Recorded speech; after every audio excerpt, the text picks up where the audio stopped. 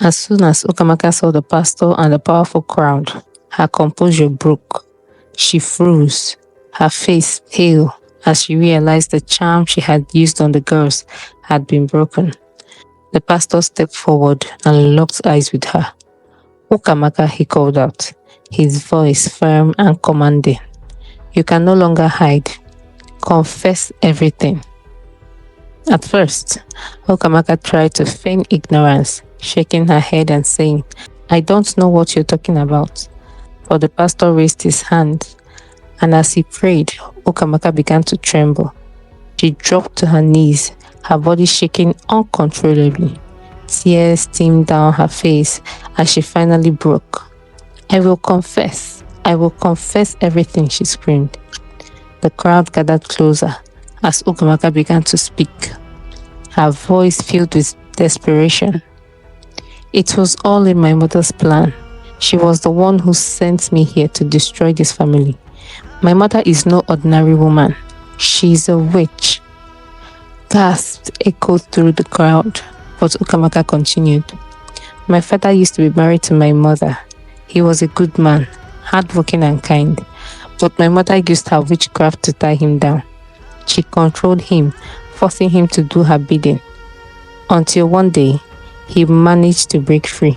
He ran far away, escaping the village and leaving us behind. Ukamaka sobbed as she revealed the horrifying truth. My mother was furious when he left. She swore that he would never find happiness.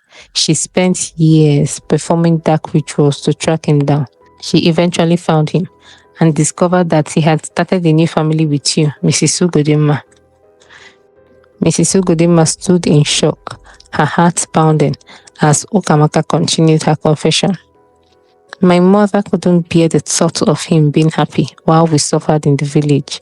She cast the final spell to kill him, but that spell drained her completely, leaving her broken and poor.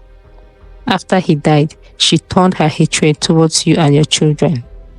Ukamaka's voice grew quieter as she described the plan that had brought her into Mrs. Ugodinma's home. When my mother heard that you were visiting our village, she saw an opportunity. She told me to act desperate, to carry the firewood and look pitiful, so you would feel sorry for me. She knew you were kind-hearted and would take me into your home. It was all part of the plan to destroy your family from within. The crowd was silent, hanging on every word. Ukamaka's voice grew bitter as she continued. At first, I didn't want to do it, but my mother convinced me that you were the reason we were poor, that your happiness was built on our suffering. She made me hate you. She initiated me into her witchcraft and gave me the charms to use on your daughters. Ukamaka paused, her body trembling as the weight of her actions hit her. I pretended to be grateful, but deep down, I was plotting to ruin your family. I hurt your daughters, stole from you, and even trafficked them for money. I did terrible things, and I can't undo them. Mrs. Ugodinma stared at Ukamaka, tears streaming down her face. You mean to tell me that all this time, I was feeding and clothing someone who came here to destroy me? Ukamaka nodded, unable to meet Mrs. Ugodinma's gaze. I am sorry, she whispered. The pastor stepped forward, his voice strong. There's more. Ukamaka's mother is still in the village, using her witchcraft to attack this family. She felt our prayers today, and she's fighting back even now. Suddenly, Ukamaka screamed, clutching her head. Her body began to convulse as her mother, far away in the village, tried to use her powers to protect her daughter. The pastor raised his hand and led the crowd in fervent prayers. Back in the village, Ukamaka's mother, Norma, was also struggling. She could feel the prayers breaking through her defenses. Her blindness began to set in as her body weakened. She cried out, No, no, not my daughter, not my daughter. But it was too late. At school, Ukamaka collapsed, her body lifeless. The crowd gasped in shock. The pastor spoke calmly and said, Her evil consumed her. She was not willing to let go of the darkness within her. Mrs. Ugodinma fell to her knees, crying uncontrollably. She thought about the love and trust she had given Ukamaka and how it had been betrayed. Back in the village, Norma's cries echoed through the empty streets.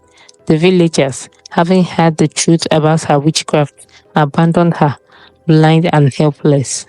She was left to die alone, reflecting on the destruction she had caused.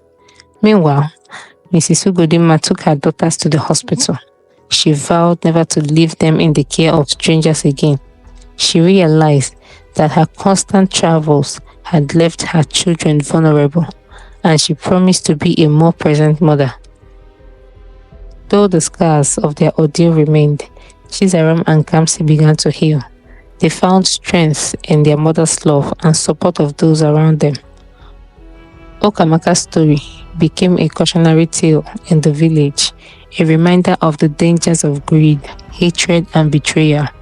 From that day on, Mrs. Ugodinma prioritized her family above anything else, ensuring that nothing like this would ever happen again.